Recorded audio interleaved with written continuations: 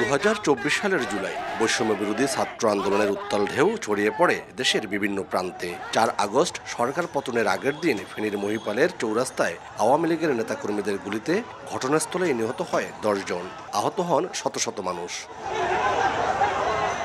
13 মাসেরও বেশি সময় পর চলতি বছরের 17 সেপ্টেম্বর ফেনীর সোনাগাজী উপজেলার বাসিন্দা মোহাম্মদ এনায়েতুল্লাহ ফেনীর আদালতে একটি মামলার আবেদন করেন। নিজেকে ছাত্রদল কর্মী ও জুলাই আন্দোলনে গুলিবিদ্ধ হয়েছে দাবি করেন তিনি।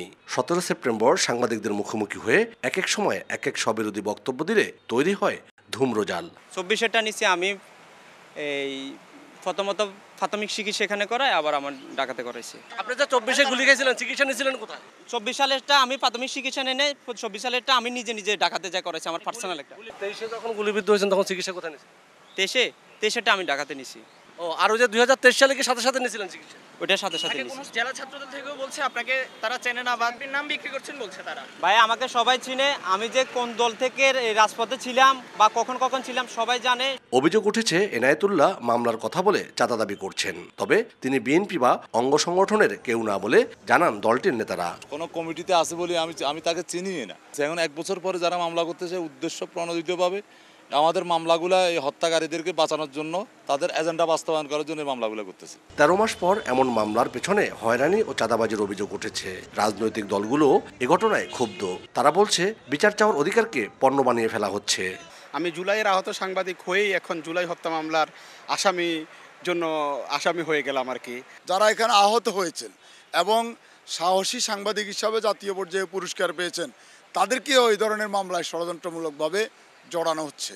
মামলাগুলোর কপিগুলো অনলাইনে ছড়িয়ে দেওয়া হচ্ছে এবং জনে জনে গিয়ে হচ্ছে যে হুমকি দামকি দেওয়া হচ্ছে, যে চাঁদা দাবি করা হচ্ছে।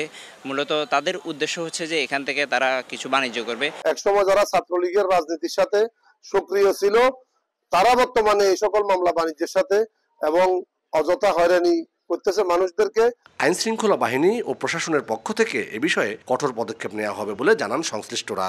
মূল হত্যা মামলাগুলো তদন্ত বিঘ্ন ঘটানোর পরিকল্পনা নিয়ে এই মামলাগুলো হচ্ছে বলে আমার বিশ্বাস। মামলা দেওয়ার নাম করে কারো কাছে টাকা পয়সা দাবি করে তাদেরকে আপনাদের তথ্য প্রমাণ থাকলে এভিডেন্স সহকারে আমাদের কাছে অভিযোগ জানান, আমরা তাদের বিরুদ্ধে কঠোর আইনানুগ ব্যবস্থা গ্রহণ করব। মামলায় 3 সাংবাদিক সহ কয়েকশো জনকে আসামি করা হয়েছে।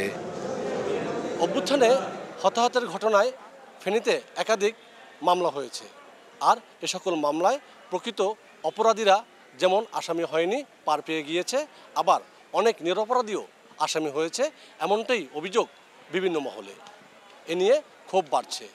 সবার দাবি যাতে অপরাধীরা পার পেয়ে না যায়, আবার নিরপরাধ কেউ এই মামলার আসামি হয়ে ভুক্তভোগী না হয়। আতিয়া সজল, সময় সংবাদ, ফেনী।